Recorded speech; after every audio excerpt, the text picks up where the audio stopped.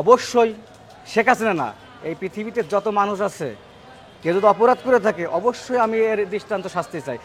বাংলাদেশ আওয়ামী লীগ যার নেতৃত্বে বাংলাদেশের স্বাধীনতা যুদ্ধ হয়, সবাই করছে যুদ্ধ বা সংগ্রাম, বাংলাদেশের স্বাধীনতা সবাই এর ভাগিদার, কিন্তু নেতৃত্বে বাংলাদেশ আওয়ামী লীগ একটা রাজনৈতিক দল হিসেবে অবশ্যই এখনকার যে পরিবেশ প্রেক্ষাপট আছে আমরা অবশ্যই নিন্দনীয় জানাই। আমি মনে করি এটা আস্তে আস্তে ভালো সুদিন আসুক, আবার তাদের নেতৃত্ব ফিরে আসুক, বাংলাদেশের মানুষ যাতে ভালো থাকতে পারে, শান্তিতে থাকতে পারে। আমি এটা ঢালাওভাবে আওয়ামী লীগের দোষ দিতে পারবো না। কেন পারবো না? এই কারণেই, আমার জানা মতে আমার বাড়ি হচ্ছে মাগুরা জেলা।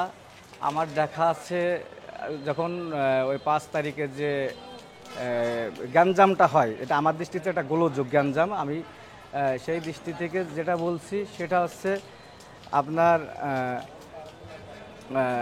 এটা দেশের হিসেবে একটা বিপ্লব ঘটে গেছে। বিপ্লব তো কখনো বলে আসে না, বিপ্লব আকস্মিক হয়।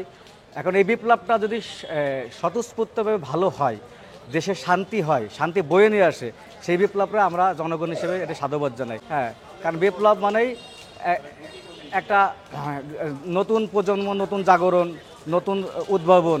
এখন জুলাই আগস্টে যে ঘটনা ঘটেছে এটা আওয়ামী লীগের দায়বদ্ধতা এড়ানোর কোনো সুযোগ নাই, যেহেতু সে রাষ্ট্রীয় ক্ষমতায় ছিল।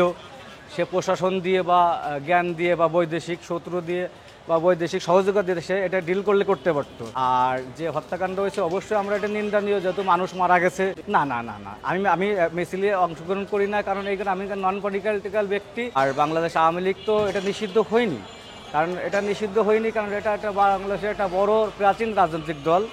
আর এটা যদি নিষিদ্ধ হয় সেক্ষেত্রে যদি তারা কোনো রাজনৈতিক কর্মসূচি বা প্রোগ্রাম করে সেটা হচ্ছে অপরাধমূলক বিষয়।